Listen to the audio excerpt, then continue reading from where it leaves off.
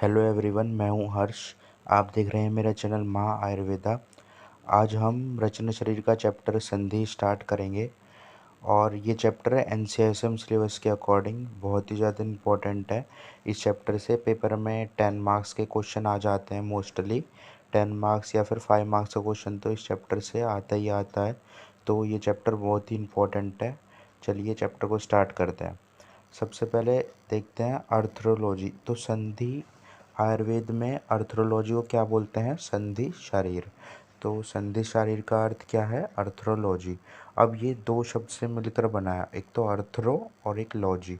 तो अर्थरो क्या होता है? जॉइंट्स, और लॉजी स्टडी। तो एक तरीके से हम इसे क्या बोल सकते हैं? Study of joint is called arthrology. मतलब जो जॉइंट्स होते हैं हमारे, तो उसकी स्टडी को, उसकी पढ़ाई को ही हम अर्थरोलॉजी बोलते हैं। अब देखो यहाँ पर संधि।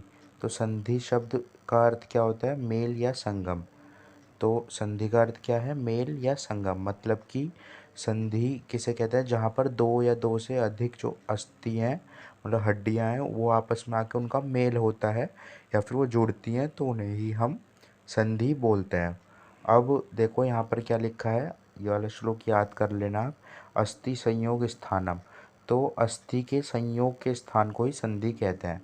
मतलब कि समझ लीजिए ये एक हड्डी है, तो एक ये वाली हड्डी और एक ये, तो ये दो हड्डी आपस में किससे के द्वारा मिली है? ये ये जॉइंट्स के द्वारा मिली है, तो इसी को ही हम संधि बोलते हैं। ठीक है, देखो यहाँ पर लिखा है अस्थि संयोग स्थानम संधि।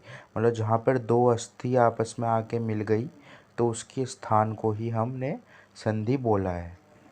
देखो यहाँ पर नीचे लिखा भी है, जब दो या दो से अधिक अस्थियाँ आकर आपस में मिलती है, तो उनके मेल या संयोग को ही संधि बोलते हैं। ठीक है, ये बात अभी मैंने आपको ऊपर बताई थी।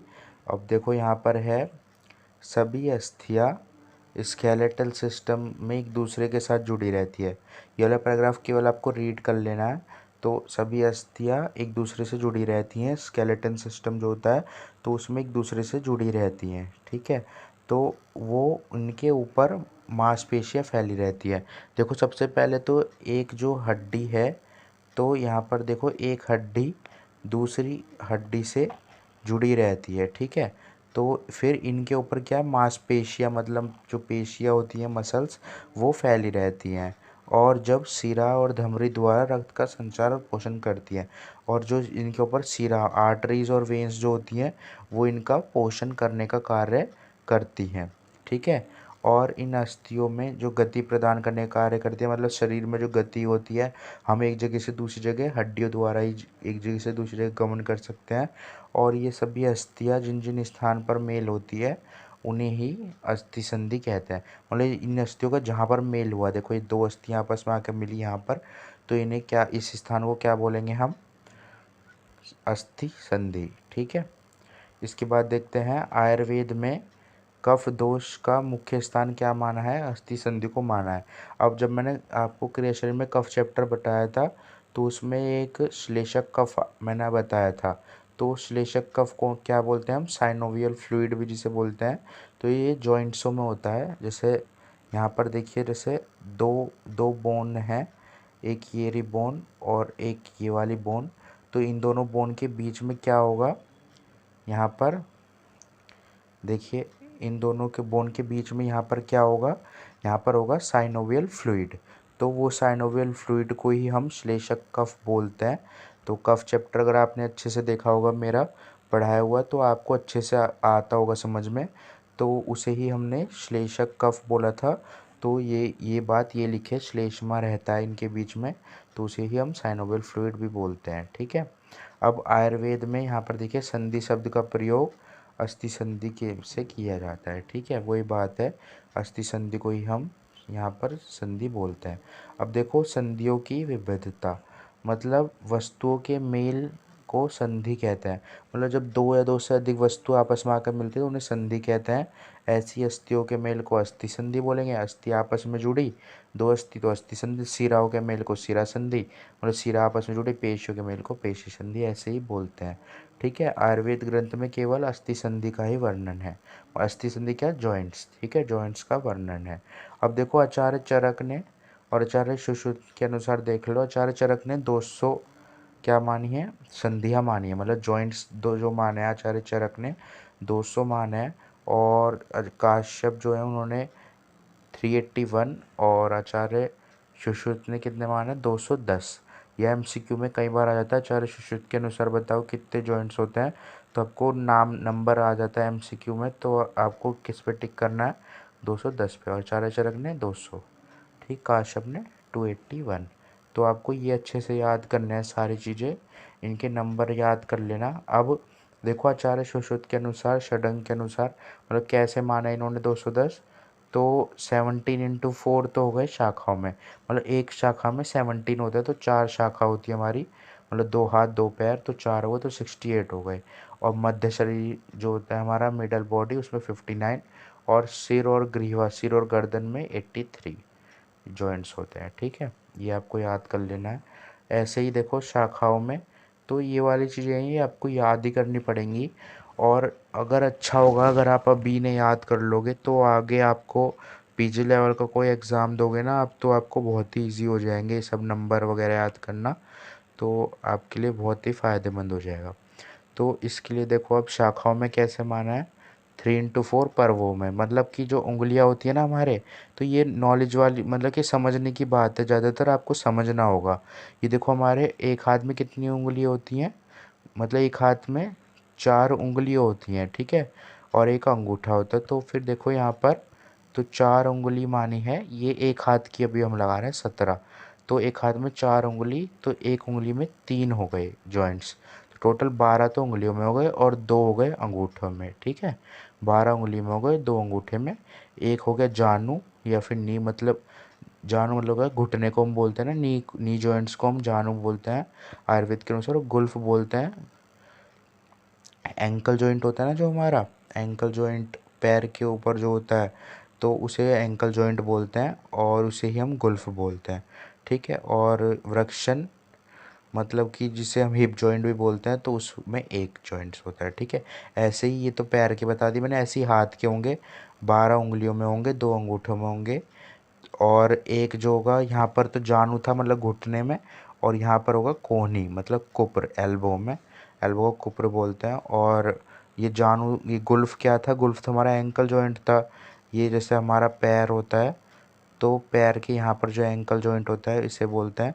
तो ये गुल्फ में तो हो गया पैर में। ऐसे ही मणिबंध मतलब हाथ जो हमारा होगा, तो उसके यहाँ पर जो रिस्ट होगा, तो इसमें इसमें भी एक होगा। ठीक है, और यहाँ पे हिप जॉइंट था और यहाँ पे आ गया शोल्डर जॉइंट में एक। ऐसे ही 17 हाथों में होते हैं। ठीक है, 17-17 दोनों हाथों में और 17-17 ही पैरों में जॉइंट्स होते हैं। ठीक है, इसके बाद देखते हैं मध्य शरीर की संधियाँ। अब देखो यहाँ पर मध्य शरीर मतलब मिडल बॉडी, उसकी संधियाँ देखो। कटी कपाल में, कटी कपाल मतलब एक तरीके से यहाँ पर प्यूबिक का जो एरिया होता है उसमें 3, पृष्ठवंश मतलब वर्टिबल कॉलम में 24, और पर्व मतलब कि पार्श्व हो गए यहाँ पे रिब्स में 24, उर मतलब उर रीजन जो होता है उसमें 8, कुल हो गई 59। ठीक है, ऐसे ही ग्रीवा में देखो, ग्रीवा की इम्पोर्टेंट है, अच्छे से याद कर लेना। गर्दन में कितनी हो गई? 8, कंठ गले में हो गई 3, हृदय क्लोम में 18। और इसके बाद देखो, ये थोड़ा सा ट्रिक से याद करना, दांतों में कितने जॉइंट होते हैं आपको पता ही है, 32 जॉइंट जो दांत होते हैं हमारे टोटल, तो 32 जॉइंट्स होंगे। काकलक एक, नासा एक और मूर्धा एक, ये तो तीनों एक हो गए। ठीक है, काकलक नासा मूर्धा एक हो गए। ठीक है, अब दो दो किस में हो गए? देखो, नेत्र आदि वर्तमंडल 2, गंड 2, कर्ण 2, शंख 2, हनु 2, ये 2 2 हो गए। टोटल 5 हो गए हमारे, 2 3 हो गए, एक एक। और 4 किस में हो गए, जो हमारी आंखों के ऊपर भौंवरे होते हैं तो उनके ऊपर 4 हो गए, ठीक है, दोनों के ऊपर 2 2। और 5 हो गए हमारे सिर कपाल। देखो सिर में क्या होंगे, जैसे हमारा ये समझ लीजिए हमारा सिर का रीजन है, तो इसमें क्या है, टोटल सूचर्स होते हैं ना, सूचर्स जॉइंट जो एक दूसरे को बांधे रखते हैं, तो उसको ही हम क्या है यहाँ पर जॉइंट, तो कितने होंगे 5। ये सब जॉइंट्स की बात कर रहे हैं हम। तो कुल कितने हो गए 83, ठीक है। ऐसे ही सारे मिलाकर कितने हो गए 210। अब देखो संधियों के प्रकार एवं भेद, तो ये इम्पोर्टेंट है। संधियों के प्रकार एवं भेद, संधियों के प्रकार और उनके स्थान। संधियाँ 2 प्रकार की होती हैं, चल और स्थिर। चल मतलब जो मूवमेंट करती है और स्थिर मतलब जो मूवमेंट नहीं करती। तो शाखा मतलब जो हमारे हाथ पैर होते हैं उनमें, हनु टेम्पोरोमैंडिबल जॉइंट जो होता है उसमें, और कटी मतलब कमर में, और इनमें चल संधि होती है मतलब मूवमेंट करने वाली संधि होती है, और बाकी सब में जो होती है वो इमूवेबल जॉइंट्स होते हैं, वो स्थिर संधि बोलते हैं उसे, ठीक है। अब इसके बाद देखो यहाँ पर लिखा है क्रिया की दृष्टि से, तो क्रिया की दृष्टि से मतलब क्रिया शरीर जो होता है उसकी दृष्टि से, तो संधि कितनी मानी थी, चल, एक तो मूवेबल जॉइंट और एक इमूवेबल अचल, ठीक है। मूवेबल में कितने होंगे, बहुचल ईष्टचल। बहुचल मतलब जो कम चलने वाले, जैसे मतलब बहुचल मतलब जो बहुत ज़्यादा चलते हैं, जैसे कि हमारे हाथ पैर लिम्स हो गए, शाखाएं, और हनु जो होता है हमारा जबड़ा, तो वो ज़्यादा चलता है तो उसे भी हमने बहुचल संधि बताते हैं। और ईष्टचल मतलब जो कम चलती, एक तो वर्टिबल कॉलम थोड़ा बहुत ही मूवमेंट रहता है, और एक कटी, ठीक है, मतलब जो पृष्ठवंश होता है पेल्विक एरिया वो उसमें थोड़ा बहुत ही मूवमेंट होता है। अब अचल जो इमूवेबल होती है उसे सिनर्थ्रोसिस बोलते हैं। अब देखो यहाँ पर क्या लिखा है, शाखा हनु और कटी में चेष्टावान और बाकी शेष में स्थिर, यही बात ऊपर है। जो शाखा और हनु कटी होती है उनमें मूवमेंट करने वाली होती हैं संधियाँ जॉइंट्स, और बाकी में स्थिर मतलब इमूवेबल जॉइंट्स होते हैं। अब देखो ये वाला टॉपिक जो है यहाँ से समझ लीजिए वेरी इंपॉर्टेंट टॉपिक है इस पूरे चैप्टर का। अब देखो रचना की दृष्टि से 8 प्रकार उनके स्थान माने गए हैं, ठीक है।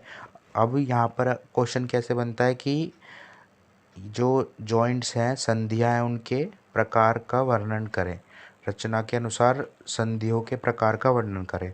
तो आपको ये टोटल जितना भी अब आगे का पढ़ाऊँगा मैं वो सब इसमें लिखना होगा। अब देखो सबसे पहले कितने प्रकार के होते हैं, 8 होते हैं कुल। कौन कौन से, कौर, उलूखल, सामुद्र, प्रतर, तुतरसेवनी, वायुस्तंड, मंडल और शंखाव्रत। ये आपको श्लोक याद कर लेना, आसानी से सीरियल वाइज याद हो जाएंगे। ये सारे श्लोक आपको याद करने हैं। श्लोक एक बार याद कर लोगे ना, बस ये मान लो अगर आप इतना से याद कर लोगे ना, तो जितना मैं पढ़ाऊँगा आपको वो सब भी आपको याद करने की ज़रूरत ही नहीं है। तो अभी ये श्लोक तो आगे एक एक करके आते रहेंगे, तो ऊपर एक साथ लिख दिए हैं, तो अभी मैं आपको बताता रहूँगा। जैसे देखो सबसे ऊपर वाला तेषा उंगली मणिबंध, वो श्लोक आ गया है यहाँ पर, ठीक है। ऐसे ही सारे श्लोक आएंगे। अब देखो सबसे पहले क्या होता है, कोर। तो पहली देखो संधियों में सबसे पहले कोर, उलूखल, सामुद्र, प्रत्यतुर, सेवनी, वायुस्तंड और शंखाव्रत, मंडल शंखाव्रत था। तो इसमें सबसे पहले क्या है, कोर। तो कोर संधि किसे कहते हैं, हिंज जॉइंट जो होता है ना उसे हम बोलते हैं कोर संधि। तो हिंज जॉइंट किसे कहेंगे, जैसे दरवाजे होते हैं ना हमारे घर के, तो और खिड़कियाँ तो वो खुलती बंद होती हैं, जैसे हम उसे खोलते और बंद करते हैं, उसी तरह जो दरवाजे और खिड़कियाँ खुलती बंद होती हैं, उसी तरह संधियाँ जो होती है ना हमारे शरीर की, जो संधियाँ होती है जैसे जो फ्लेक्शन और एक्सटेंशन मतलब खुलने और बंद होने का कार्य करते हैं, तो उसे ही हम क्या बोलते हैं, कोर संधि बोलते हैं। देखो अभी मैं आपको अच्छे से समझाता हूँ।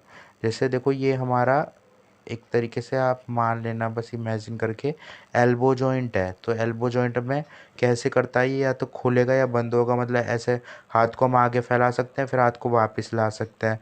तो वो फ्लेक्शन एक्सटेंशन जो होगा उसे ही हम बोलते हैं कोर संधि, क्योंकि खिड़की दरवाजे भी ऐसे होते हैं, तो खुलेंगे या बंद होंगे, तो उसे ही हम बोलेंगे कोर संधि। अब देखो इसका श्लोक है, कहाँ कहाँ पर होता है ये, तेषा उंगली मतलब उंगलियों में हमारे हाथों की, और मणिबंध, मणिबंध किसे कहते हैं, रिस्ट जॉइंट, ठीक है। गुल्फ, गुल्फ में हो गया तो गुल्फ क्या हो गया, एंकल जॉइंट जो होता है उसे गुल्फ बोलते हैं। और जानू मतलब कि नी जॉइंट, घुटने जिसे बोलते हैं, कुपर मतलब एल्बो जॉइंट, और कोर, ठीक है, इनमें कोर संधि होती है। अब देखो यहाँ पर लिखा भी है यही, interphalangeal joint, wrist joint, ankle joint, knee joint और एल्बो जॉइंट, इनमें क्या होगी, कोर संधि। अब क्रिया की दृष्टि से बहुचल होती है, मतलब देखो इनकी मूवमेंट हम बहुत ज़्यादा करते हैं, तो इसे क्या बोलेंगे, बहुचल संधि। अब देखो कोर के बाद आ गया है अगला उलूखल। तो उलूखल क्या होगा, बॉल एंड सॉकेट जॉइंट। तो शोल्डर जॉइंट जो होगा वो बॉल एंड सॉकेट जॉइंट होता है। देखो उलूखल में जैसे मूसली होती है ना हमारी, तो मूसली का एक जॉइंट क्या होता है, दूसरी से जुड़ा रहता है, एक गहरे नुमा गड्ढे में, गड्ढे के समान होता है, और दूसरा क्या है, वो जो मूसल होती है ना, मूसल उसके जैसा दिखाई देता है, तो उसका हेड जो होगा वो ओखल में रहता है। तो ऐसे ही शोल्डर जॉइंट होता है, मतलब कि ऐसे ही बॉल एंड सॉकेट जॉइंट होते हैं। तो इसमें एक जो होता है वो दूसरे गहरे में गड्ढे के समान दूसरे में फिट रहता है, ठीक है। अब इसका देखो श्लोक, इस श्लोक में जो ऊपर लिखे थे वही बता रहा हूँ एक एक करके। ये श्लोक याद कर लेना तो आपको पूरे पूरे पता चल जाएगा कि कौन से में कौन सा जॉइंट है। देखो कक्षा वृक्षण दशनेशु उलूखला, मतलब कि कक्षा वृक्षण दशनेशु उलूखल का अर्थ है, कक्षा मतलब शोल्डर जॉइंट, वृक्षण मतलब हिप जॉइंट, और दंतनेशु मतलब टीथ, इनमें कौन सा होगा, उलूखल संधि होती है। अब ऐसी ही क्रिया की दृष्टि से देखो बहुचल संधि, कक्षा वृक्षण में बहुचल मतलब शोल्डर को हम बहुत ज़्यादा मूवमेंट कर सकते हैं, और हिप जॉइंट को भी मूवमेंट कर सकते हैं अच्छे से। और स्थिर कौन है, दांत, दांतों को मूवमेंट थोड़ा ना कर सकते हैं हम, दांतों की जॉइंट्स को, तो इसलिए ये हो गया दंत जो होगा स्थिर संधि। इसके बाद अगला देखते हैं सामुद्रिक, बस थोड़ा सा चैप्टर और बचा है, खत्म होने वाला है। इसके बाद देखते हैं सामुद्रिक संधि। सामुद्रिक संधि किसे बोलेंगे, सैडल जॉइंट जो होता है उसे सामुद्रिक संधि बोलते हैं। ये संदूक या बॉक्स जो होता है ना उसकी तरह दिखाई देता है। जिस प्रकार दो अस्थियों की संधि है, तो ये जो दो अस्थि की संधि है उसमें से एक अस्थि का सरफेस जो होगा गहरा होगा, मतलब कॉनकेव, कुछ देखो कॉनकेव ऐसा कुछ, एक अस्थि का सरफेस ऐसा होगा गहरा, और दूसरी अस्थि का सरफेस कैसा होगा, कॉन्वेक्स, मतलब दूसरी का जो सरफेस होगा वो कुछ ऐसा होगा, कॉन्वेक्स, ठीक है। तो ये एक दूसरे से जुड़े रहते हैं, मतलब कि एक तरीके से देखो, एक तो एक संधि तो ऐसी होगी, एक तो हड्डियाँ ऐसी होगी, और दूसरी कैसी होगी, दूसरी ऐसी होगी, कॉन्वेक्स। तो ये आपस में एक दूसरे से जुड़े रहते हैं, तो उसे ही हम क्या बोलते हैं, सामुद्रिक संधि बोलते हैं, ठीक है। अब देखो स्थान कौन कौन से, अंशपीठ, गुदभग, नितंबेशु, सामुद्रिक। अंशपीठ मतलब एक्रोमिक क्लेविकल जो जॉइंट होता है उसमें, सामुद्र मतलब सेकम, और प्यूबिस इलियम, ठीक है, इसमें क्या हो, कौन सा जॉइंट होगा, सामुद्रिक जॉइंट होगा। क्रिया की दृष्टि से ईस्ट चल बोलते हैं इसे, मतलब कम चलने वाला, कम मूवमेंट होती है इनमें। और अब देखो प्रतर संधि, प्रतर क्या होता है, ग्लाइडिंग मूवमेंट, ग्लाइडिंग मूवमेंट जैसे दोनों अस्थियों के सरफेस स्मूथ होते हैं, इसमें दोनों जो जॉइंट्स होंगे उसमें का सरफेस स्मूथ होगा, रबिंग मूवमेंट, ग्लाइडिंग मूवमेंट होते हैं, जैसे कि पृष्ठवंश ग्रीवा मतलब गर्दन की जो होगी ये सर्वाइकल वर्टिब्रा, थोरेसिक वर्टिब्रा, ठीक है, ये सब वर्टिब्रा कैसी होंगी, इनमें ग्लाइडिंग मूवमेंट होता है, मतलब कि ये एक तरीके से ग्लाइडेश करती है, मतलब कि यहाँ पर देखो इनका सरफेस स्मूथ होता है, ठीक है, एक दूसरे से ग्लाइडिंग मूवमेंट होता है इनका। अब ये ईस्टल होती है, मतलब कि कम मूवमेंट ही तो होता है वर्टिब्रल कॉलम में। और इसका देखते हैं तुत्रसेवनी, तो तुत्रसेवनी मतलब कि सिलाई के समान जो आकृति वाली दिखाई देती है, सिर और कटी कपाल में होती है, मतलब सिर मतलब स्कल में, और कटी कपाल मतलब हिप वाला जो एरिया है, हिप श्रेकम और कॉकेक्स जो होगा उसमें तुत्रसेवनी मतलब सिलाई के समान जो रचना होगी वो। अभी मैंने आपको ऊपर ब्रेन का वो बता के बताया था जो डायग्राम, यहाँ पर देखो जो ऐसे करके ये सूचर्स होंगे, तो इसे ही तुत्रसेवनी बोलते हैं, ठीक है, सिलाई के समान सूचर, ये स्थिर होती हैं। देखो इनका मूवमेंट थोड़ा ना होता है, सिर का, सिर के जो जॉइंट्स होंगे सूचर्स उनका मूवमेंट नहीं होता, तो इसलिए स्थिर होती है। अब देखो वायु जो वायुस्तंड, वायुस्तुंड में आ गया, कौन जो कॉन्डाइलर जॉइंट है उसे वायुस्तुंड बोलते हैं। तो कोए के मुख के समान होता है, मतलब कौवे का जो चोंच होती है तो एक हिस्सा तो कौवे के चोंच के समान आकृति वाला होता है। तो ये यहाँ पर देखो, इसकी एक अस्थि का सिर कोए के चोंच की तरह होता है, दूसरी अस्थि से जुड़ा हुआ है, ठीक है। हनुर उपस्थित वायुस्तन, मतलब हनु जो होता है टेम्पोरोमैंडिबल जॉइंट टीएमजे, उसमें उसमें मान बताया जाता है कि वो जो है हमारा कॉन्डाइलर जॉइंट होता है, वायुस्तुंड संधि होता है। ये सब रटने वाली चीज़ें हैं, आपको पता होनी चाहिए। एक बार आप पढ़ोगे ना अच्छे से, इस वीडियो को देख लेना, नहीं आ रहा तो एक बार फिर से देख लेना फास्ट मोड पे कर तो आपको अच्छे से समझ में आ जाएगा, ठीक है। क्रिया की दृष्टि से क्या है, ईस्ट संधि बताई गई है। तो ईस्ट मतलब कि बहुत जो कम मूवमेंट होती है इसकी। अब देखो मंडल, मंडल क्या है, राउंडेड है। तो राउंडेड आपको समझ जाना चाहिए कहाँ पे होगी। गोलाकार मंडल संधि कंठ में, गले में, हृदय में, हार्ट में, नेत्र में। नेत्र देखो ऐसे होता है ना गोल, तो उसमें गोलाकार जो जॉइंट्स होंगे वो होंगे। और क्लोम नाड़ीशु मंडला, ठीक है, जो मतलब ट्रैकिया वगैरह जो होंगी उसमें गोल संधि होती है, ये भी स्थिर होती है, ठीक है। अब लास्ट देखो शंखाव्रत। तो शंखाव्रत क्या होगा, शंख के समान चक्र वाली होती है जो शंखाव्रत कहते हैं। ये किस में होगी, स्रोत में, मतलब कानों में, स्रोत, संघाटक केशु शंखाव्रत, ठीक है। ईयर में, और संघाटक मतलब जो ईयर के ऊपर स्थित होता है ना, दोनों आंखों के ऊपर भंवरों के बीच में जो होता है संघाटक। संघाटक मर्म भी होता है एक, जो मतलब देखो मैं एक बार करके बता देता हूँ आपको। ये देखो, ये एक आँख है और ये दूसरी, तो इनके बीच में यहाँ पे जो होगा ना उसे संघाटक बोलेंगे। तो इसमें जो जॉइंट्स होगा उसे क्या बोलेंगे, शंखाव्रत। और आँखों वाले जॉइंट को भी क्या बोलेंगे, क्योंकि गोल होते हैं, शंखाव्रत बोलते हैं, ठीक है। ये क्या होंगे, स्थिर होंगे, मतलब आपने देखा होगा इनका मूवमेंट नहीं होता है, ठीक है। इसी के साथ ये चैप्टर भी ख़त्म हो गया है दोस्तों। अगर आपको ये चैप्टर अच्छा लगा और मेरी ये वीडियो अच्छी लगी तो इस वीडियो को लाइक कर देना, और ऐसी और वीडियोस देखने के लिए मेरे चैनल को सब्सक्राइब कर देना।